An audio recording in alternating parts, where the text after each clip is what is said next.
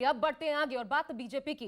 BJP केंद्रीय चुनाव समिति की बैठक जल्द हो सकती है। आपको बता दें, सूत्रों के हवाले से चुनाव पास है, ऐसे में इसको देखते हुए बड़ी खबर जो सूत्र बता रहे हैं, बीजेपी केंद्रीय चुनाव समिति की बैठक जल्द हो सकती है। 13 सितंबर को चुनाव समिति की यह बैठक होगी।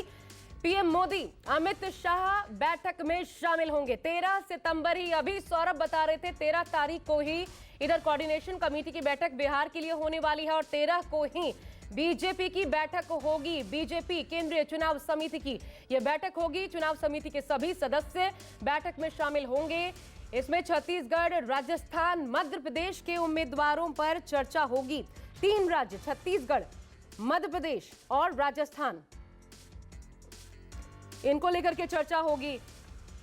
कुमार, केंद्रीय चुनाव समिति की बैठक और 3 राज्य, छत्तीसगढ़, एमपी, राजस्थान, किस तरीके से उम्मीदवारों को लेकर के तय किया जाना है, पैमाना क्या हो, ये तमाम चीजें क्या ये माने 13 तारीख की बैठक में निकलकर सामने आएंगी। तवज्जो किस बात को दी जानी होगी, किस क्षेत्र में, ये तमाम चीजें।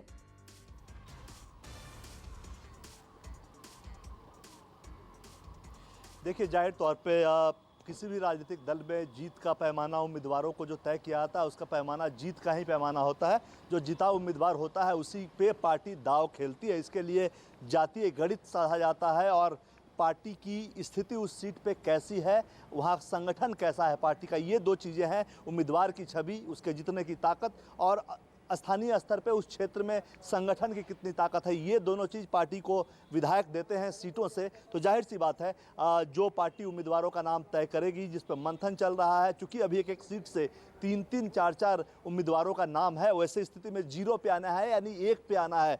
बहुत सीटों से 3 उम्मीदवारों को पीछे हटना होगा, चूंकि टिकट तो एक ही उम्मीदवार को एक सीट से मिलना है। तो जाहिर सी बात है कि 13 तारीख को जो बैठक है, उससे पहले आज की एक और बात बता दूं, मध्य प्रदेश के मुख्यमंत्री शिवराज सिंह चौहान और प्रदेश अध्यक्ष बीडी शर्मा दिल्ली पहुंचेंगे आज शाम में और टॉप लीडरशिप के साथ उनकी बैठक होगी।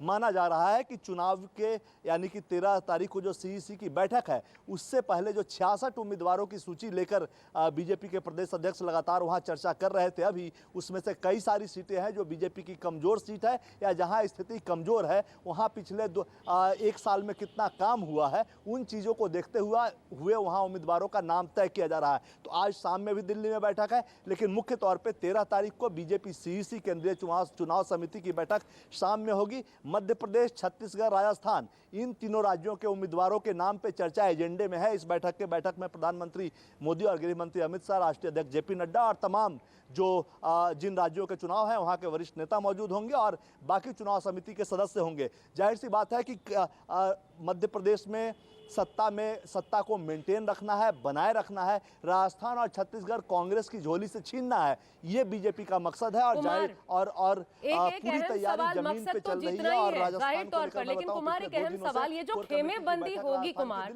उससे लड़ने का क्या सूत्र होगा? क्योंकि बड़े बड़े कद्दावर चेहरे प्रदेश के, खासकर मध्य प्रदेश में अगर बात करूं, ज्योतिरादित्य सिंधिया को आप कैसे नजरअंदाज करेंगे? उनके कितने लोगों को टिकट दिया जाना, प्रदेश के दूसरे कद्दावर नेता वो कितना प्लेस पा पाएंगे, ये बड़ी जद्दोजहद और माथापच्ची रहने वाली है बीजेपी के लिए, मध्य प्रदेश की खासकर अगर बात की जाए तो।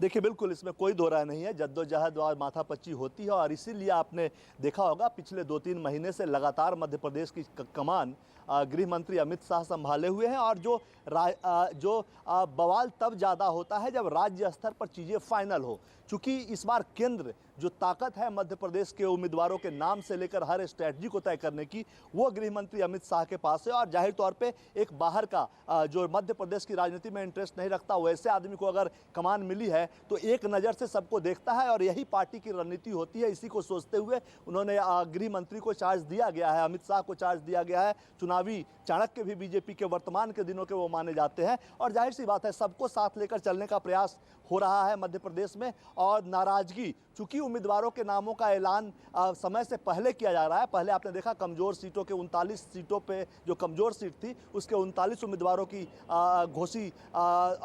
जो नाम है वो घोषित किया गया गया था और अब 66 सीटों की बात है। तो लगातार समय से पहले उम्मीदवारों के नाम का ऐलान करने से ये होता है कि जो स्थानीय समस्याएं हैं, स्थानीय समस्या का मतलब नाराजगी भी होती है, कि उसको भी दूर किया जा सके और टॉप लीडरशिप को वक्त मिले कि जो लोग नाराज हो रहे हैं उनको मनाया जाए और ऑन बोर्ड लाया जाए, ताकि पार्टी के खिलाफ कोई उम्मीदवार, अपनी ही पार्टी का नेता नाराज होकर खड़ा ना हो जाए। तो ये तमाम चीजें हैं, तमाम बारीकियों पर लगातार 3 महीने से गृह मंत्री अमित शाह चर्चा कर रहे हैं और पार्टी के लोगों का जो कहना है वो साफ कहते हैं कि कोई नाराजगी नहीं होगी, सब कुछ दिल्ली से तय हो रहा है और एक नज़र से सबको देखा जाएगा। कोई अमित शाह का करीबी या शिवराज नहीं हो सकते, या ज्योतिरादित्य सिंधिया नहीं हो सकते, या वीडी शर्मा नहीं हो सकते। सबको एक नज़र से, अगर आप उम्मीदवार हैं, जिताऊ हैं, तो आपको टिकट मिलेगा, नहीं तो आपको पार्टी को की मदद के लिए काम करना होगा। और जो नाराजगी होती है उसको संभालने के लिए समय रहते उम्मीदवारों का ऐलान इसीलिए किया जा रहा है कि नाराजगी भी, जो लोग नाराज हों उनको मनाया भी जा सके। जी